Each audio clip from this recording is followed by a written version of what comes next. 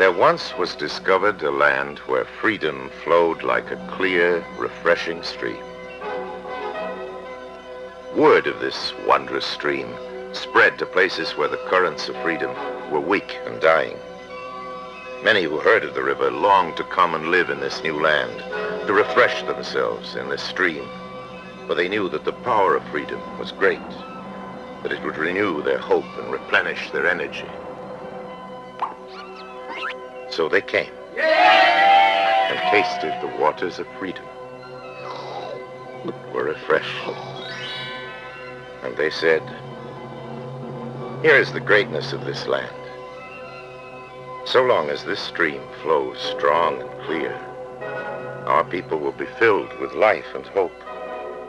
Our land will bring forth a vigorous and abundant life. But if these waters cease to flow or lose their clarity, our land will decay and die." The new land prospered. The people tilled the soil and built great cities.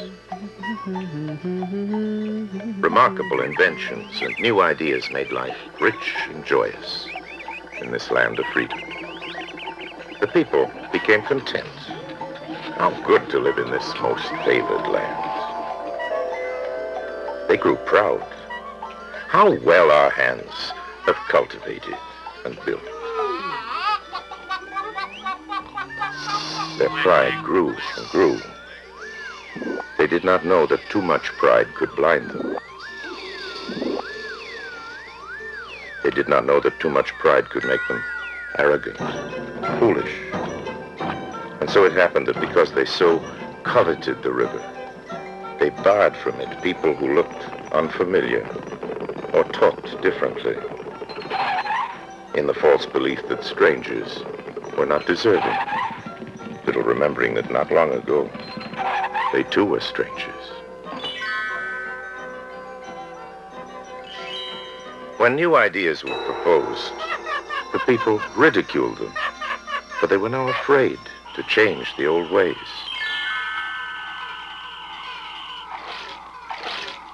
When some among them arose and selfishly took more than their share, the people did not stop them, but instead resolved to do the same.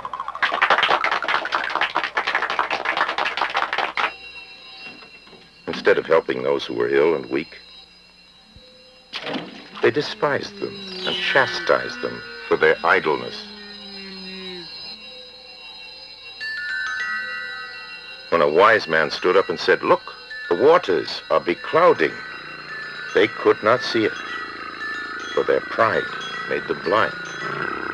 And when he tried again to make them see, they shut him up,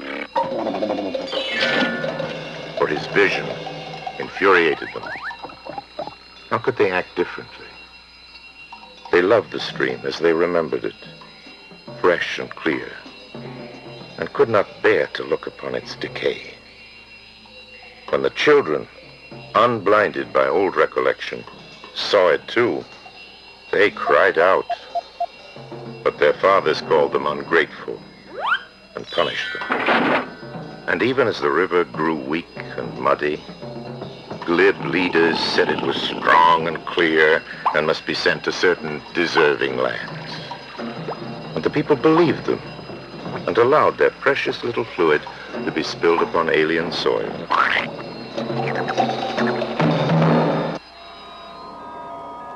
The people, feeling their hopes dying and their energy waning, finally looked at the river. They saw it was wasted and stagnant. The spirit of despair was great in the land. The people became confused. They did not know what to do. In the darkness of that hour, they heard many voices. Some said, "The river is a nuisance and only lowers efficiency.